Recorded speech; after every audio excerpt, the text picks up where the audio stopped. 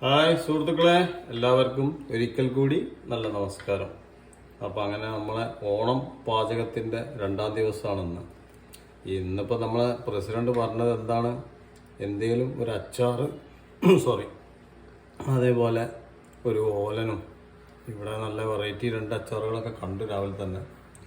അപ്പോൾ സാധാരണ നമ്മൾ ഈ സദ്യക്ക് എന്നൊക്കെ പറഞ്ഞു കഴിഞ്ഞാൽ വടോപ്പുളി നാരങ്ങ, അതാണ് പ്രാധാന്യം. അപ്പം ഇന്നിപ്പോൾ പൊന്നാനിയിലൊക്കെ വടോപ്പുളി നാരങ്ങ തിരഞ്ഞിടുന്നത്, വടോപ്പുളിയും ഇല്ല ഇളവപ്പുളി ഇല്ല എന്ന് പറഞ്ഞ്.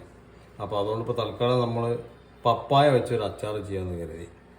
അങ്ങനെ പപ്പായ നമ്മൾ മാങ്ങ അച്ചാറിന് കട്ട് ചെയ്യുന്ന അതേമാതിരി പപ്പായ നല്ല രീതിയിൽ കട്ട് ചെയ്യുക. ഈ പപ്പായ കട്ട് ചെയ്യുമ്പോൾ ശ്രദ്ധിക്കേണ്ടത്, ഇതിൻ്റെ വലിയ പീസ് കഴുകിയിട്ട് നമ്മൾ ഡ്രൈ ആയതിനു ശേഷം കട്ട് ചെയ്യുക. കാരണം ഇതിൽ ജലാംശം പാടില്ല ഇതിനകത്ത്. അങ്ങനെ അച്ചാറിന് പൊതുവായ അച്ചാറുകൾ ഉണ്ടാക്കുമ്പോൾ ആ ഉണ്ടാക്കുന്ന കണ്ടന്റ് എന്താണോ അതിനകത്ത് ജലാംശം കൂടുതൽ ഇല്ലാതിരിക്കുകയാണ് എപ്പോഴും നല്ലത്. അപ്പോൾ ആ അച്ചാർ ലാസ്റ്റ് ചെയ്യും.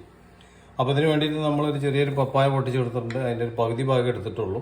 ഏകദേശം ഒരു 10-250 ഗ്രാം ഉണ്ടാവുള്ളൂ. കുറച്ച് വെളുത്തുള്ളി കീറി എടുത്തിട്ടുണ്ട്, കുറച്ച് പച്ചമുളക് കീറി വെച്ചിട്ടുണ്ട്, ചെറിയൊരു കഷ്ണം ഇഞ്ചി കട്ട് ചെയ്ത് വെച്ചിട്ടുണ്ട്, കുറച്ച് ഉലുവ, കായം, കടുക്, ഇത് 3 കൂടി ഒന്ന് വറുത്ത് പൊടിച്ച് വെച്ചിട്ടുണ്ട്, കുറച്ച് കറിവേപ്പിലുണ്ട്, പിന്നെ കുറച്ച് നല്ലെണ്ണ. ഈ അച്ചാറുകൾ ഉണ്ടാക്കുമ്പോൾ എല്ലാവർക്കും അറിയാവുന്നതാണല്ലോ, നല്ലെണ്ണയാണ് ഏറ്റവും ബെറ്റർ. ഇത് നമ്മളെ കേരളം വിട്ട് കഴിഞ്ഞാൽ അധികം ഉപയോഗിക്കുന്നത് കടുകെണ്ണയാണ്. അങ്ങോട്ടൊക്കെ ഉപയോഗിക്കുക, ആ ഭാഗങ്ങളിലൊക്കെ ബോംബെ ഏരിയയിലൊക്കെ കടുകെണ്ണയാണ് അവർ കൂടുതൽ അച്ചാറുകൾക്കായിട്ട് ഉപയോഗിക്കുക. അപ്പം എന്താ വെച്ചാൽ അച്ചാറിനകത്ത് കുറച്ച് എണ്ണ കൂടുതൽ എപ്പോഴും വേണം, എന്നാലിത് കേടുവരാതെ മാസക്കണക്കിന് ഇരിക്കുന്നത് ഈ എണ്ണയുടെ ഒരു ഇതുകൊണ്ടാണ് കൂടുതൽ ഇത് കേടുവരാതെ ഇരിക്കുന്നത്. അപ്പോൾ എന്തായാലും നമുക്ക് കലാപരിപാടി തുടങ്ങാം. ഇവിടെ സ്റ്റൗവൊക്കെ കത്തിച്ച് വെച്ചിട്ടുണ്ട്, ഒരു ഫ്രൈങ് പാനൊക്കെ അടുപ്പത്ത് വെച്ചിട്ടുണ്ട് തൽക്കാലം. പിന്നെ ഇൻഗ്രീഡിയൻസ് 2 സാധനങ്ങളും ഉണ്ട്, പറയാൻ മറന്നുപോയി.